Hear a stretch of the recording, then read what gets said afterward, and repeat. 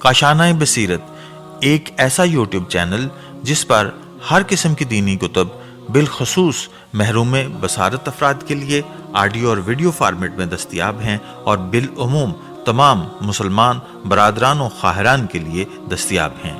اس لیے آپ سے گزارش ہے کہ بیل آئیکن کو پریس کر کے ہمارے اس چینل کو ضرور سبسکرائب کیجیے تاکہ آئندہ آنے والی ہر کتاب آپ کو بر وقت ملتی رہے۔ کاشانۂ بصیرت، کاشانۂ بصیرت، کاشانۂ بصیرت، کاشانۂ بصیرت۔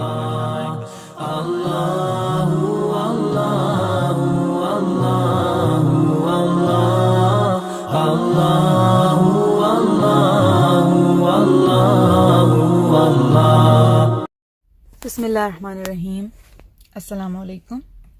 کتاب الغدیر حصہ نمبر 7 صفحہ نمبر 84۔ ہیڈنگ ہے خلافت کے متعلق خلیفہ ثانی کی رائے۔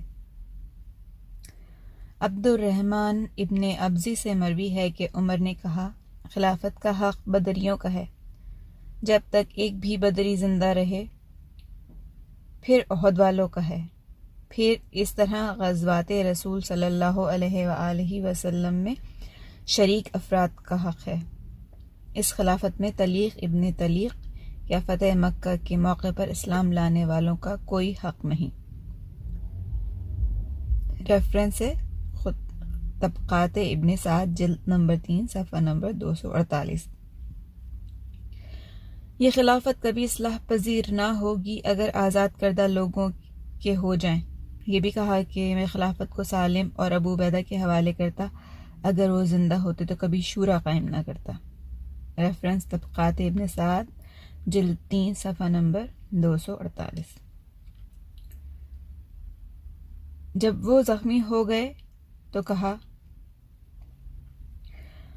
اگر علی کے حوالے اس خلافت کو کر دیا جائے تو وہ لوگوں کو سیدھی راہ پر چلائیں گے۔ ابن عمر نے پوچھا، تو پھر ان کے حوالے کیوں نہیں کر دیتے؟ جواب دیا کہ مجھے یہ بات پسند نہیں کہ اس کی خلافت کا بوجھ زندہ حالت میں اٹھاؤں اور مرنے کے بعد بھی۔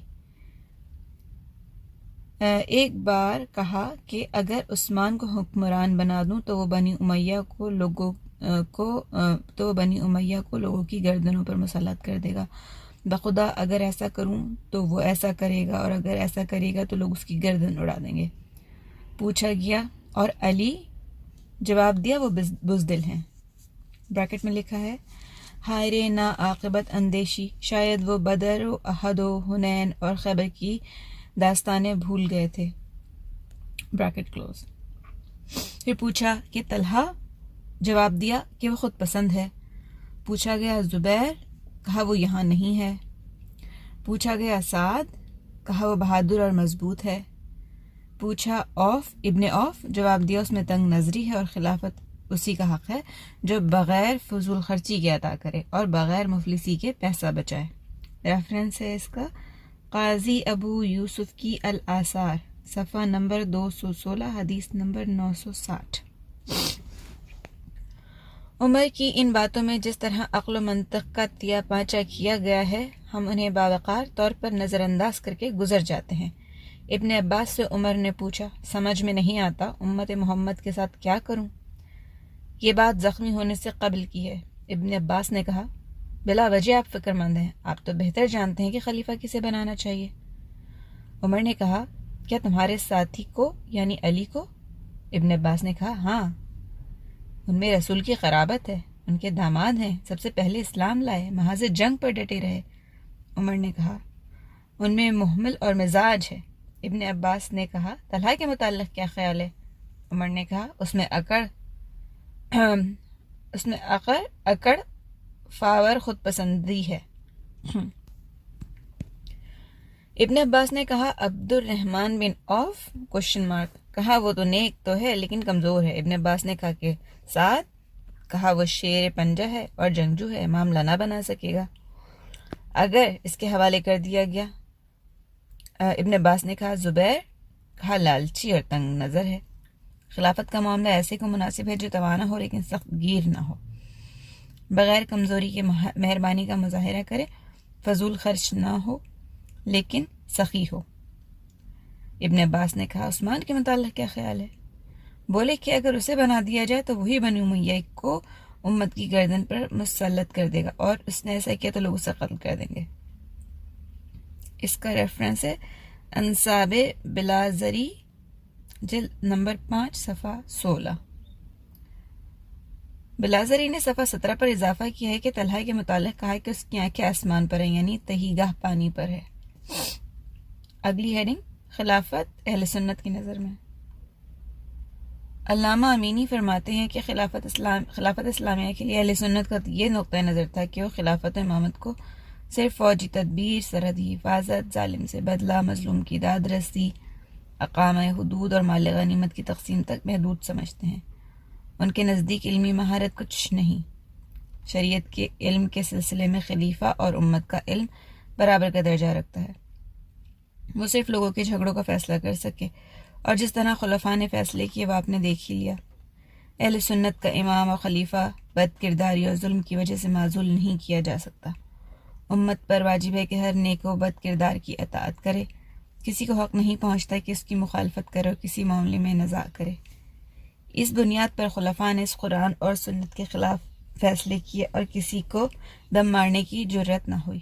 وہ امر بالمعروف اور نہی عن المنکر پر بھی عمل نہ کر سکے کیونکہ سیاسی ہاتھ وسیع ہونے کا ڈر تھا۔ حدیث میں ہے کہ میرے بعد ناہنجار باتیں دیکھنے کو ملیں گی۔ اب اگر کوئی امت میں تفرقہ ڈالنے کی صحیح کرے تو اسے قتل کر دینا، کوئی بھی ہو۔ ریفرنس اس کا صحیح مسلم جلد نمبر 2 صفحہ نمبر 119۔ اسی بنیاد پر معاویہ نے کوفے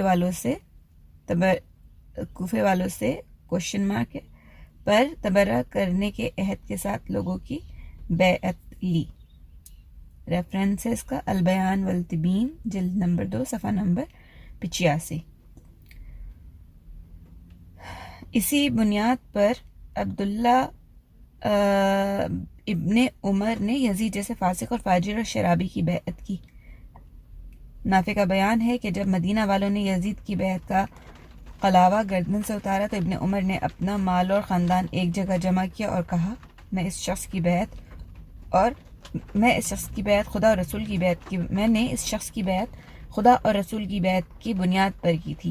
میں نے رسول سے سنا ہے کہ قیامت کے دن غداروں کے لیے پرچم نصب کیا جائے گا اور کہا جائے گا کہ یہ فلاں غدار کا علم ہے، اور شرک کے بعد سب سے بڑی غداری یہ ہے کہ کسی انسان کی خدا اور رسول کے عہد پر بیعت کی جائے اور پھر بیعت توڑ دی جائے۔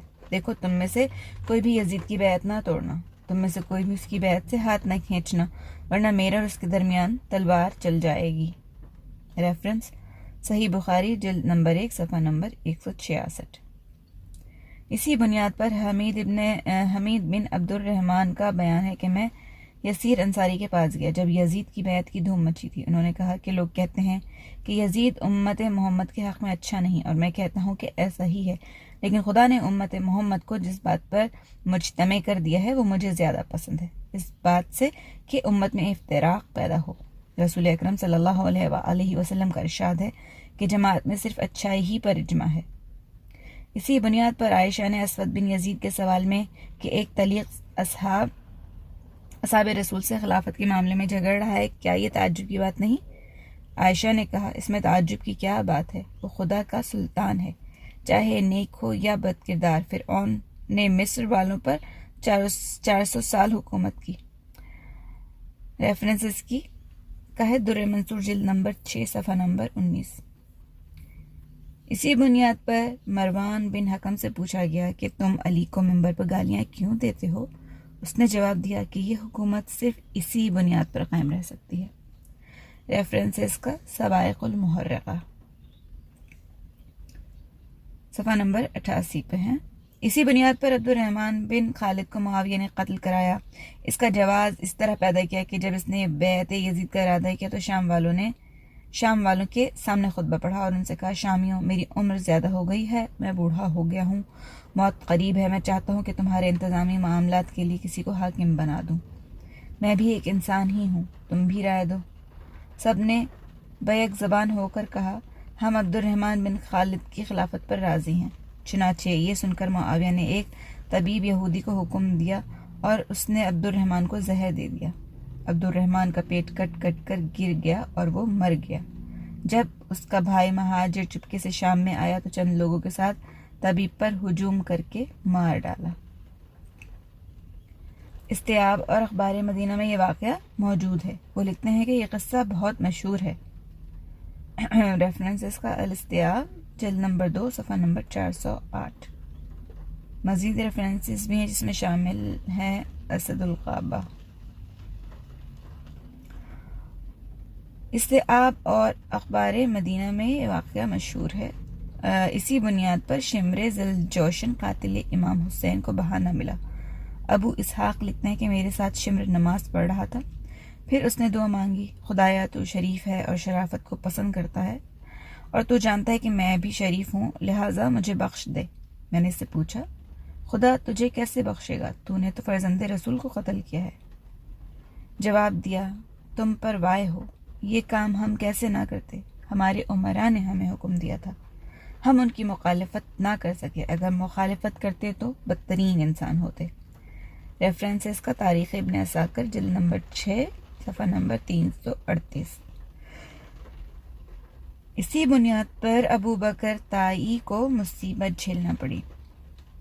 سلیمان بن ربوہ کہتے ہیں کہ ہم لوگ کچھ بزرگوں کے ساتھ جامع دمشق میں تھے، ہمارے ساتھ ابو بکر طائی بھی تھے۔ ہم لوگ فضائل علی بیان کرنے لگے، ہم پر تقریباً 100 آدمی ٹوٹ پڑے اور لگے مار پیٹ کرنے۔ ابو بکر نے کہا، بزرگوں ذرا میری بات سنو، آج ہم فضائل علی بیان کر رہے ہیں، کل فضائل معاویہ بیان کریں گے، اس وقت چند اشعار سن لو۔ سب نے کہا سناؤ۔ انہوں نے یہ اشعار سنائے، حب علی علیہ السلام کلمہ ضرب، محبت علی علیہ السلام کا نتیجہ صرف مار کھانا ہے جس سے کلیجہ دہل جاتا ہے۔ میرا مذہب تو ہدایت کے امام یزید کی محبت ہے، اسی دین پر ہم جیتے ہیں۔ اس کے علاوہ کوئی شخص کوئی دوسری بات کہہ رہا ہے تو وہ بہت بڑا بیوقوف ہے۔ اگر لوگوں کی خواہشوں کے آگے سپر انداز نہ ہوا جائے تو جان سے ہاتھ دھونا پڑے گا۔ اور یہ شعر کا ترجمہ آپ کے سامنے پڑھا اور اس کا ریفرنس ہے صفدی کی تمام المتون صفحہ نمبر 188 اور صفحہ نمبر 251۔ آگے پڑھتے ہیں۔ اسی بنیاد پر آل محمد علیہ السلام کا خون بہایا گیا، ان کی ہتک حرمت ہوئی، ان کے شیعوں کو آگ اور خون کے انگاروں سے گزرنا پڑا۔ اہل بیت علیہ السلام پر منبروں سے سب و شتم کیا گیا۔ خلفائے بنی امیہ نے برسوں تک یہ رسم جاری رکھی۔ جب معاویہ نے سعد بن ابی وقاص کو لانے ابو تراب کا حکم دیا تو خاموش رہ گئے۔ ریفرنس اس کا مروج الذہب جلد نمبر 2 صفحہ نمبر 61 اور سنن ترمذی اور مستدرک وغیرہ میں بھی یہ موجود ہے۔ کچھ ہی عرصے بعد جب عبداللہ بن ولید بن عثمان حکمران ہوا تو منبر سے دہاڑ رہا تھا، شام سے مخاطب ہوا اور کہا، اے امیر المومنین، آپ کے خاندان والوں نے اس پاک جگہ پر ہمیشہ ابو تراب کو گالیاں دینے کی رسم جاری رکھی، آپ بھی ابو تراب کو گالیاں دیجیے۔ ریفرنسز کا رسائل جاہز صفحہ نمبر 92 اور صفحہ نمبر 335 الرسائل السیاسہ، البدایہ والنہایہ اور انصاب والازری میں بھی یہ اس کا ریفرنس موجود ہے۔ آگے بڑھتے ہیں۔ اسی بنیاد پر خلیفہ اول کی اس رائے پر ذرا بھی کسی کو شرم نہیں آئی کہ فاضل کے ہوتے ہوئے مفضول کو حکمران بنا دیتے تھے، مقدم کے ہوتے ہوئے مؤخر کو آگے بڑھا دیتے تھے۔ محض جعلی بہانوں اور واہی اوہام کے بل بوتے پر یہ شرمناک کام ہوتا۔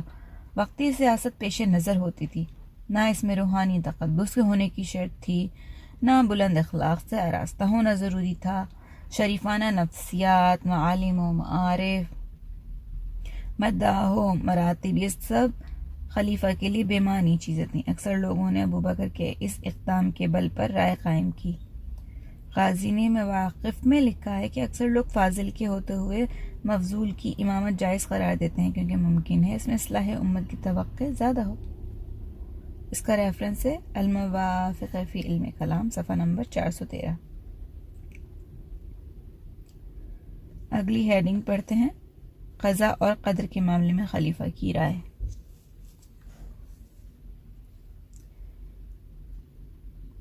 لالکائی اپنی کتاب السنہ میں لکھتے ہیں کہ عبداللہ ابن عمر سے روایت ہے کہ ایک شخص نے ابوبکر سے سوال کیا، کیا زنا ہمارا مقدر ہے؟ فرمایا ہاں۔ اس نے پوچھا، تو کیا خدا نے زنا ہمارا مقدر کر دیا ہے اور پھر مجھے عذاب بھی کرے گا؟ یہ سنتے ہی خلیفہ نے فرمایا، اے لخنا کے بیٹے، یعنی بریکٹ میں لکھا ہے کہ جاہلی دور کی گندی گالی ہے، بریکٹ کلوز، خدا کی قسم اگر میرے پاس کوئی ہوتا تو حکم دیتا کہ تیرا دماغ چور چور کر دے، یعنی بھیجا نکال دے۔ ریفرنس اس کا تاریخ الخلفاء۔ علامہ امینی فرماتے ہیں کہ آپ نے ملاحظہ فرمایا خلیفہ کو قضا اور قدر الہی کا مطلب بھی نہیں معلوم تھا۔ کیا وہ اسے خدا کے علم ازلی کا امر جاری سمجھتے ہیں؟ حالانکہ اس نے بندوں کو فعل کا پورا اختیار دیا ہے، پھر اسے نیک و بد کی تمیز سکھا کر انجام سے باخبر کر دیا ہے۔ وہ فرماتا ہے اِنَّا هَدَيْنَاهُ السَّبِيلَ اِمَّا شَاكِرًا وَإِمَّا كَفُورًا، کہ ہم نے اس کے لیے راہ راست کی نشاندہی کر دی ہے، اب وہ شکر کرے یا کفر اختیار کر لے۔ آگے لکھا ہے کہ وَهَدَيْنَاهُ النَّجْدَيْنِ، کہ ہم نے اس کو دونوں راستوں کی یعنی خیر اور شر کی ہدایت کر دی ہے۔ ریفرنس ہے اس کا سورہ بلد آیت نمبر 10، اور اس سے اوپر جو آیت پڑھی ہے وہ ہے سورہ نمل سورہ بلد آیت نمبر 10 اوپر والی آیت، اور اس کے بعد سورہ نمل آیت نمبر 40۔ آگے بڑھتے ہیں صفحہ نمبر 91 پر۔ وَمَن يَشْكُرُ فَإِنَّمَا يَشْكُرُ لِنَفْسِهِ وَمَن كَفَرَ فَإِنَّ اللَّهَ غَنِيٌّ حَمِيدٌ، یعنی جو بھی شکریہ ادا کرتا ہے وہ اپنے ہی فائدے کے لیے کرتا ہے، اور جو کفران نعمت کرتا ہے اسے معلوم رہے کہ خدا بے نیاز بھی ہے اور قابل حمد و ثنا بھی ہے۔ سورہ لقمان آیت نمبر 12۔ فَمِنْهُمْ ظَالِمٌ لِنَفْسِهِ وَمِنْهُمْ مُقْتَصِدٌ وَمِنْهُمْ سَابِقٌ بِالْخَيْرَاتِ، یہ آیت ہے کہ ان میں سے بعض اپنے نفس پر ظلم کرنے والے ہیں اور بعض اعتدال پسند ہیں اور بعض خدا کی اجازت سے نیکیوں کی طرف سبقت کرنے والے ہیں۔ سورہ فاطر نمبر 32۔ من اہتدی فإنما یہتدی لنفسہ ومن ضل فإنما یضل علیہا، جو ہدایت پا جائے وہ اپنے لیے ہدایت یافتہ ہوا ہے، اور جو گمراہ ہو جائے وہ اپنی زبان میں گمراہ ہوا ہے۔ سورہ اسراء آیت نمبر 15۔ فمن اہتدی فلنفسہ ومن ضل فإنما یضل علیہا، یعنی اب جو ہدایت حاصل کر لے گا وہ اپنے فائدے کے لیے کرے گا، اور جو گمراہ ہو جائے گا وہ بھی اپنا ہی نقصان کرے گا۔ یہ ہے سورہ زمر آیت نمبر 41۔ من عمل صالحا فلنفسہ ومن اساء فعلیہا ثم الی ربکم ترجعون، جو نیک کام کرے گا وہ اپنے فائدے کے لیے کرے گا، اور جو برائی کرے گا وہ اپنے ہی نقصان کے لیے کرے گا، اس کے بعد تم سب پروردگار کی طرف پلٹائے جاؤ گے۔ سورہ جاثیہ آیت نمبر 15۔ قل ان ضللت فانما اضل علی نفسی وان اہتدیت فبما یوحی الی ربی، کہ کہہ دیجئے کہ میں گمراہ ہوں گا تو اس کا اثر میرے ہی اوپر ہوگا، اور اگر ہدایت حاصل کر لوں گا تو یہ میرے رب کی وحی کا نتیجہ ہوگا۔ سورہ سبا آیت نمبر 50۔ ان احسنتم احسنتم نفسکم وان اسأتم فلہا، اگر تم نیکی کرو گے تو اپنے لیے نیکی کرو گے، اور اگر بدی کرو گے تو بھی اپنے لیے ہی کرو گے۔ سورہ اسراء آیت نمبر 7۔ ان آیات پر غور کرنے سے معلوم ہوتا ہے کہ مقدرات جبر کے مستلزم نہیں ہیں۔ علم الہی کی روشنی میں تقدیرات یوں ہیں کہ اس نے بندوں کو نیک و بد کا اختیار دے دیا ہے، وہ خود عمل خیر و شر بجا لاتے ہیں، اور یہ چیز تکلیف کے منافی نہیں، وہ بندوں کے عمل پر اثر انداز نہیں ہوتا۔ اس لیے اگر وہ برائی پر عقاب کرے اور اچھائی پر ثواب کرے تو اسے برا نہیں کہا جا سکتا۔ اس سلسلے میں آیات پر غور کیجیے۔ وَمَن يَعْمَلْ مِثْقَالَ ذَرَّةٍ خَيْرًا يَرَهُ وَمَن يَعْمَلْ مِثْقَالَ ذَرَّةٍ شَرًّا يَرَهُ، کہ پھر جس شخص نے ذرہ برابر نیکی کی ہے وہ اسے دیکھے گا، اور جس نے ذرہ برابر برائی کی ہے وہ اسے دیکھے گا۔ سورہ زلزال آیت نمبر 7 اور 8۔ وَنَزَّعُ الْمَوَازِينَ الْقِسْطَ لِيَوْمِ الْقِيَامَةِ فَلَا تُظْلِمُ نَفْسٌ شَيْئًا وَإِنْ كَانَ مِثْقَالَ حَبَّةٍ مِّنْ خَرْدَلٍ آتَيْنَا بِهَا وَكَفَىٰ بِنَا حَاسِبِينَ۔ اور ہم قیامت کے دن انصاف کی ترازو قائم کریں گے، اور کسی نفس پر ادنا ظلم نہیں کیا جائے گا، اور کسی کا عمل رائے کے دانے کے برابر بھی ہے تو ہم اسے لے آئیں گے، اور ہم سب کا حساب کرنے کے لیے کافی ہیں۔ سورہ انبیاء آیت نمبر 47۔ الیوم تجزی کل نفس بما کسبت لا ظلم اليوم، کہ جس نے جو کام انجام دیا ہے آج اسی کے مطابق جزا دی جائے گی، آج کوئی ظلم نہیں ہے۔ سورہ غافر نمبر 17۔ فَكَيْفَ إِذَا جَمَعْنَاهُمْ لِيَوْمٍ لَا رَيْبَ فِيهِ وَوَفَّيْتْ كُلُّ نَفْسٍ مَا كَسَبَتْ وَهُمْ لَا يُظْلَمُونَ۔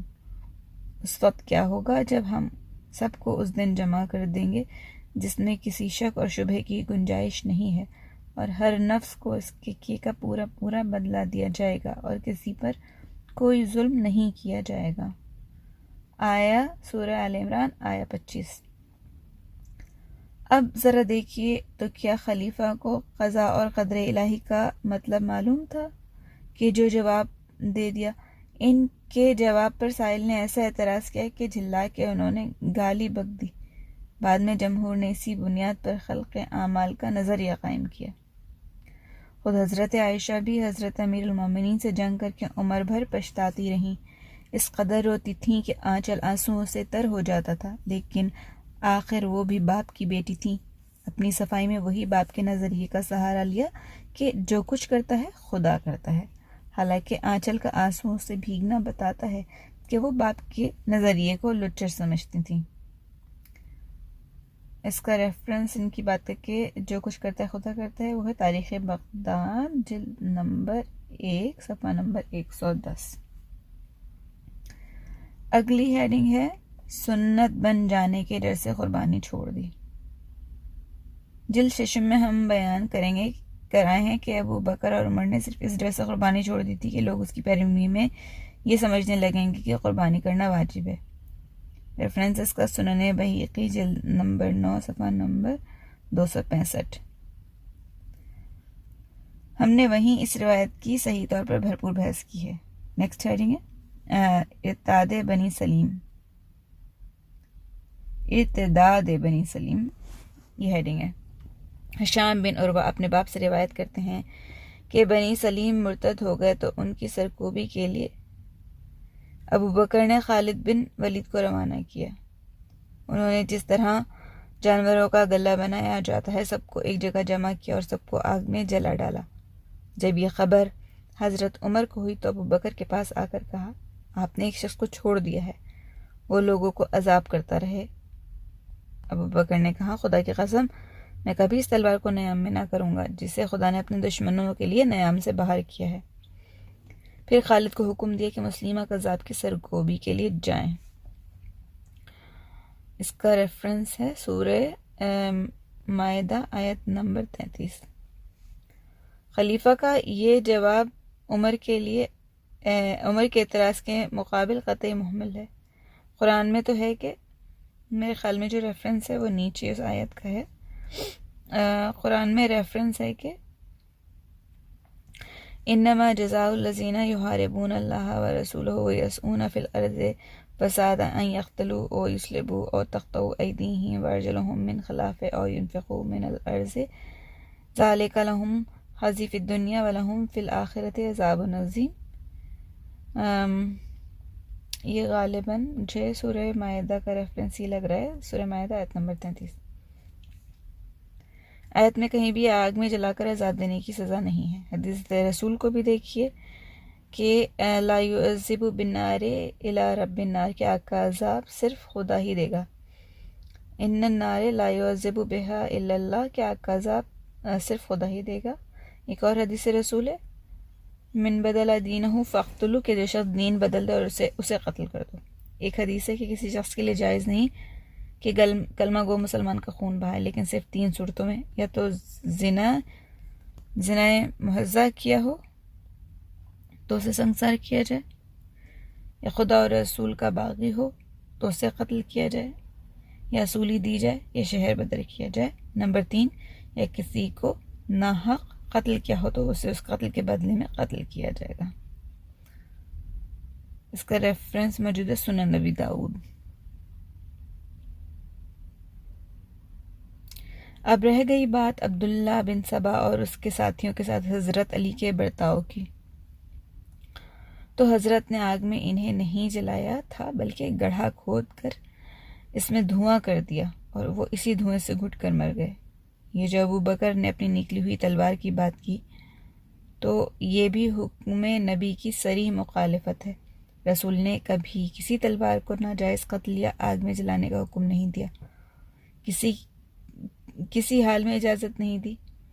اپنے زمانے میں خالد کی زیادتیوں پر برملا تبرہ فرمایا. بعد میں اسی نام نہاد سیف اللہ نے بنی حنیفہ اور مالک بن نویرہ کے ساتھ جو کچھ سلوک کیا، ان جرائم کے بیان سے تو رونگٹے کھڑے ہو جاتے ہیں. اگلی ہیڈنگ ہے خلیفہ نے فجا کو جلا ڈالا.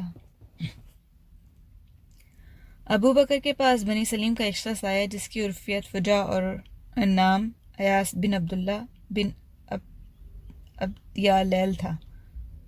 اس نے خلیفہ سے کہا میں مسلمان ہوں اور چاہتا ہوں کہ مرتدین کے خلاف جہاد کروں، آپ مجھے ہتھیاروں اور جانوروں کی مدد فرمائیں. ابو بکر نے اس کو مطلوبہ سامان اور ہتھیار فراہم کر دیے. اس نے قبیلے میں جا کر مسلمان اور مرتد دونوں کو پریشان کرنا شروع کر دیا. ان کے مال چھین لیتا، جو مزاحمت کرتا اسے طرح طرح کی اذیتیں دیتا. اس کے ساتھ بنی شرید کا شخص نجبہ بن ابل میسا بھی تھا. جب ابو بکر کو اس کی کارستانیوں کی خبر ہوئی تو طریفہ بن حاجز کو سرکوبی کے لیے روانہ کیا کہ دشمن خدا فجا نے میرے سامنے اپنے کو مسلمان ظاہر کر کے مجھ سے کمک مانگی تاکہ مرتدین کے خلاف جہاد کرے. میں نے اسے اسلحوں سے تقویت پہنچا دی. اب مجھے یقینی خبر موصول ہوئی ہے کہ اس دشمن خدا نے مسلمانوں اور مرتدوں کی غارت گری کرنا شروع کر دی ہے. جو اس کی مخالفت کرتا ہے قتل کر دیتا ہے. یہ حکم ملتے ہی طریفہ نے اس کو جا لیا. دونوں طرف سے تیر بارانی ہوئی جس میں نجبہ بن ابل میسا مر گیا. جب فجا نے مسلمانوں کی ثابت قدمی دیکھی تو طریفہ سے کہا کہ تم بھی ابو بکر کی طرف سے حاکم ہو اور میں بھی انہی کی طرف سے حاکم ہوں. طریفہ نے کہا کہ اگر تم سچ ہو تو ہتھیار ڈال دو، ابو بکر کے پاس چلو. طریفہ نے اس کو ابو بکر کے سامنے پیش کیا. ابو بکر نے اسے دیکھتے ہی حکم دیا کہ بقیہ کی طرف لے جا کر اسے آگ میں جلا دو. تبری کے الفاظ ہیں اس کو مسلح مدینہ میں لے جا کر لکڑیاں جمع کرو اور آگ میں جھونک دو. اور ابن کثیر کے الفاظ ہیں کہ اس کے ہاتھ پیر باندھ کر آگ میں جھونک دیا گیا. ریفرنس ہے اس کا تاریخ طبری جلد نمبر 3 صفحہ نمبر 234. علامہ امینی فرماتے ہیں کہ یہاں بھی وہی بات کہی جائے گی کہ کسی بندے خدا کو آگ میں جلا ڈالنا اسلامی نقطۂ نظر سے صحیح نہیں ہے. فجا تو بظاہر مسلمان ہی تھا. خلیفہ نے اس کا اسلام قبول فرمایا تھا، ہتھیار سے آراستہ کیا تھا، اگرچہ عملاً بدکار تھا اور خلیفہ کو یقینی خبر مل گئی تھی، لیکن اسے بھی خالد کی طرح سیف اللہ سمجھ لیتے. آخر یہاں انہوں نے نص صریح کے خلاف اپنی رائے کیوں نہ دی؟ اس سے بھی زیادہ تعجب ازدالدین علاجی پر ہوتا ہے. وہ کہتے ہیں کہ یہاں خلیفہ مجتہد تھے، انہوں نے فجا کے معاملے میں اجتہاد کیا. وہ زندیق اور مرتد تھا، اس کے لیے توبہ قبول نہیں کی. ریفرنس ہے اس کا تاریخ کامل المواقف جلد نمبر صفحہ نمبر 403. پھر قوشجی بڑبڑائے. اس بات کا ریفرنس بھی لکھا ہوا ہے شرح التجرید کا کہ پھر قوشجی بڑبڑائے کہ یہاں خلیفہ نے اجتہادی غلطی کی. اکثر مجتہدوں نے ایسی غلطیاں کی ہیں، ہنسیے بھی اور روئیے بھی. شرم شرم شرم. یہاں پر اپنی گفتگو کو روکتے ہیں. صفحہ نمبر 96 پر اگلی ہیڈنگ ہے واقع مالک کے بارے میں خلیفہ کی رائے. انشاءاللہ اگلے سیشن میں وہاں سے شروع کریں گے. جب تک کے لیے والسلام علیکم ورحمۃ اللہ وبرکاتہ.